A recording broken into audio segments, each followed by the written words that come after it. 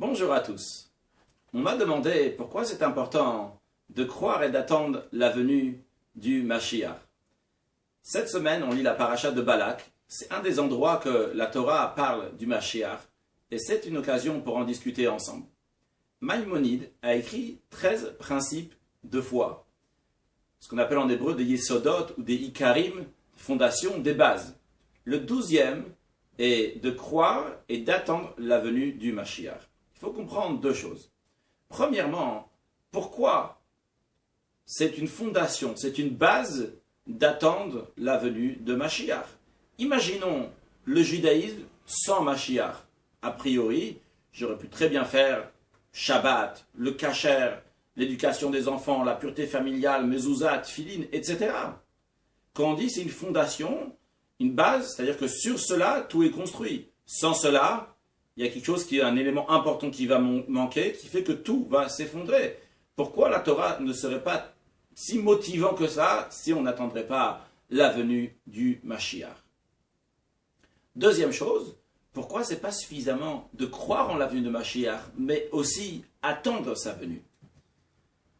Pour comprendre cela, voyons une Mishnah dans les pires qu'il y a avant, dans les maximes de nos pères. Rabbi Yeshua ben Levi nous enseigne. Il dit, chaque jour, une voix céleste proclame du mont Sinaï, malheur aux créatures qui méprisent la Torah. Car quiconque n'est pas osek batorah, il est appelé blâmé, nazouf. La question qui se pose, pourquoi Rabbi Yeshua ben Levi emploie osek batorah, qui veut dire commercialise la Torah? Il aurait dû plutôt dire l'omet Torah, celui qui n'étudie pas la Torah. Savant, l'explication est, il y a une notion de commerce. Un commerçant, c'est quelqu'un qui achète à un prix et il revend à un autre prix. Il fait un bénéfice.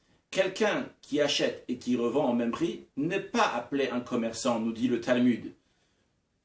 Il en est de même pour l'étude de la Torah. Je peux étudier la Torah comme quelqu'un qui n'est pas un commerçant. Étudier la Torah comme un commerçant. Une manière, c'est d'étudier la Torah, et c'est très bien, j'ai étudié. Et alors, qu'est-ce que la Torah a fait? Rien du tout, je l'ai étudié.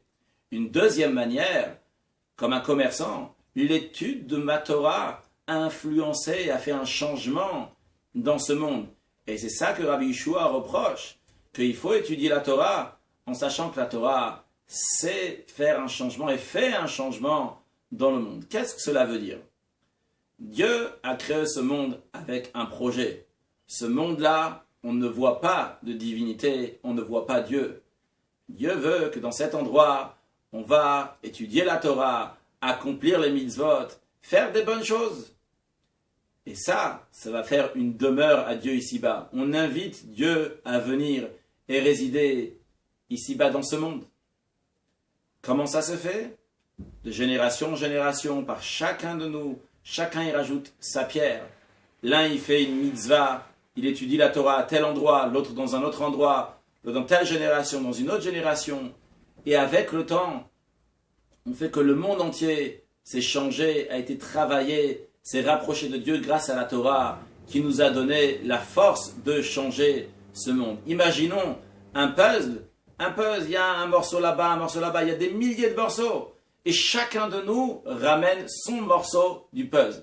Une fois que le puzzle est entièrement fini, on a fini notre travail. Notre travail est faire que ce monde-là entier va devenir une demeure à Dieu ici-bas. Quand est-ce qu'on va voir ça? Lorsque Mashiach va venir, le prophète nous dit « V'nigla kvod Hashem » que l'honneur de Dieu va se révéler dans le monde. Lorsque Dieu va se révéler, ça va être quelque chose qui vient à la suite de nos actions. Parce que nous l'amenons aujourd'hui à travers ce qu'on fait dans le monde, par notre petit morceau de puzzle, et encore, et encore, et encore.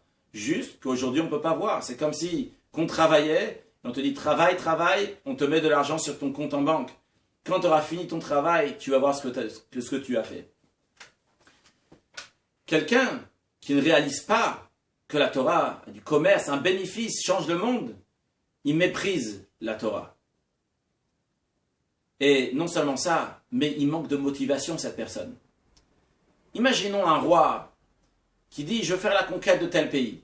Il y a des soldats qui vont dire « nous on fait tout ce que le roi veut, on va aller à tel endroit, un autre endroit ». on va tirer s'il faut, on va casser s'il faut, on va construire, on va courir, etc. Mais ça ne nous intéresse pas quel est le projet du roi. Un deuxième groupe de soldats qui dit notre motivation est la motivation du roi. Il veut faire la conquête de ce pays. Nous, on va faire parce que le roi, il veut faire ce projet. Ces soldats, lorsqu'ils vont aller faire la conquête d'une rue ou anéantir un ennemi, ils vont être très motivés, très contents. Pourquoi? Parce qu'ils savent qu'ils n'ont pas juste fait quelque chose.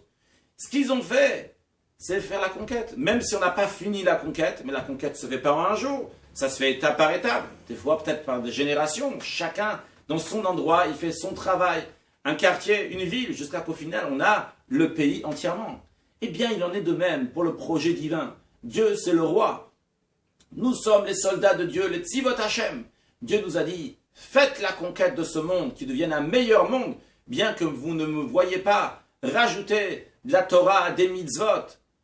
Alors on va, et on fait. Et lorsqu'on est conscient qu'on attend la venue de Mashiach, c'est-à-dire que ce monde-là, on attend cette finalité, cette conquête du monde entier, que Dieu va être roi, eh bien à ce moment-là, on est motivé, on sait que la mitzvah que j'ai fait maintenant a une très grande importance. C'est pas juste j'ai fait pour faire. J'ai fait ça, j'ai pris part de ce projet divin. Et même si la génération précédente est partie, n'a pas eu le mérite de voir cette finalité, mais elle sait qu'elle a fait quelque chose, elle a réalisé quelque chose, qu'on peut se rapprocher de cette venue de Mashiach. Par contre, quelqu'un qui va dire de toute façon, ma Torah fait rien du tout, elle va rien changer, eh bien dans ces cas-là, il est comme le soldat qui va dire, bon, de toute façon la guerre elle est perdue, on peut rien faire, mais il faut faire parce qu'il faut faire. C'est vrai, il va dire, Mashiach va venir parce qu'il y a écrit qu'il va venir, mais c'est pas moi qui va changer. Et à ce moment-là, c'est un manque de motivation. Par contre, quelqu'un qui sait que chaque action qu'il fait, chaque étude de la Torah qu'il fait, ça fait que Dieu va régner à cet endroit-là et qui ramène encore un morceau de son puzzle pour faire de ce monde que Dieu va devenir un roi. À ce moment-là, il a une très grande motivation. C'est la raison pour laquelle que c'est fondamental la venue de Mashiach dans le judaïsme. Et quand on attend sa venue, je sais qu'il arrive très prochainement, je suis encore plus motivé de faire. Car je sais que c'est peut-être ma petite action qui va finir tout ce travail qui a été fait. Et le temps qui est passé, c'est comme une grossesse. De plus en plus que ça arrive le terme de la grossesse, on est sûr que ça y est, Mashiach il arrive. Donc nous sommes dans les derniers instants de l'exil et en sachant qu'il faut croire en la venue de Mashiach et en plus l'attendre, on va rajouter encore une action et peut-être mon action, peut-être ton action. C'est la dernière action que Dieu il attend pour le dernier morceau du puzzle pour être le roi de toute la planète très prochainement avec la venue de Mashiach. Une excellente journée.